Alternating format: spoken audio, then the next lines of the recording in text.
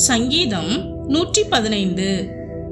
எங்களுக்கு அல்ல கர்த்தாவே, எங்களுக்கு அல்ல, உமது கிருபை நிமித்தமும் உமது சத்தியத்தின் நிமித்தமும் உம்முடைய நாமத்திற்கே மகிமை வர பண்ணும்.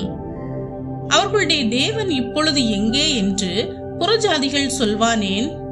நம்முடைய தேவன் பரலோகத்தில் இருக்கிறார், தமக்கு சித்தமான யாவையும் செய்கிறார். அவர்களுடைய விக்கிரகங்கள் வெள்ளியும் பொன்னும் மனுஷருடைய கைவேலையுமா இருக்கிறது.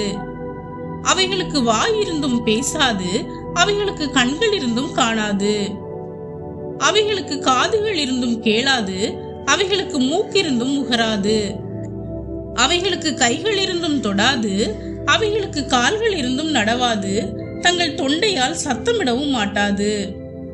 அவைகளை பண்ணுகிறவர்களும் அவைகளை நம்புகிறவர்கள் யாவரும் அவைகளைப் போலவே இருக்கிறார்கள். இஸ்ரவேலே, கர்த்தரை நம்பு, அவரே அவர்களுக்கு துணையும் அவர்களுக்கு கேடகவுமா இருக்கிறார். ஆரோன் குடும்பத்தாரே, கர்த்தரை நம்புங்கள், அவரே அவர்களுக்கு துணையும் அவர்களுக்கு கேடகவுமா இருக்கிறார்.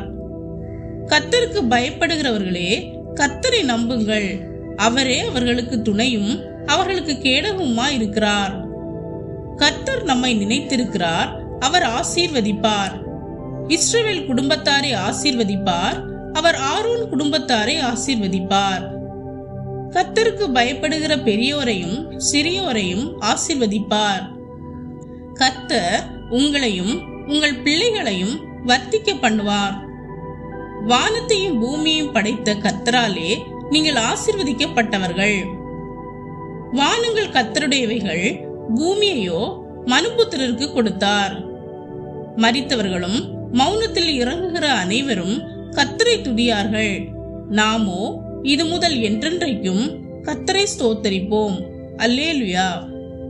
பிரியமானவர்களே, இந்த சங்கீதம் தேவனுடைய மகிமையை உயர்த்தி பேசும் ஒரு ஆழமான சங்கீதமாகும்.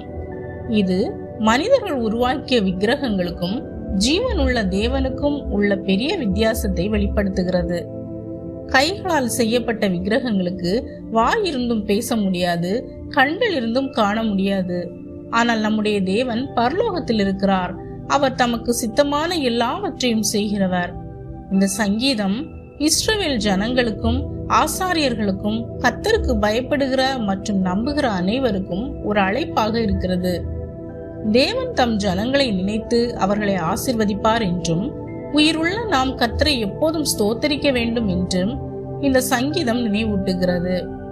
இன்று நாமும் கூட சில நேரங்களில் மனிதர்களை நம்புவது உண்டு. உலகத்தில் பல காரியங்கள் நமக்கு பாதுகாப்பு தருவது போல தோன்றலாம். ஆனால் உண்மையான உதவி கர்த்தரிடமிருந்துதான் வருகிறது. நாம் அவர் மேல் நம்பிக்கை வைத்தால் அவர் நமக்கு துணையும் கேடகவுமாய் இருந்து நம்மை ஒருபோதும் கைவிட மாட்டார். அவரே நம் குடும்பத்தையும் தலைமுறைகளையும் ஆசீர்வதிப்பார். ஆகையால் நாம் நம் வாழ்நாளெல்லாம் அவரை முழுமையாக நம்பி நன்றி நிறைந்த இருதயத்தோடு ஸ்தோத்திரம் செலுத்தி வாழ்வோம். ஆமேன்.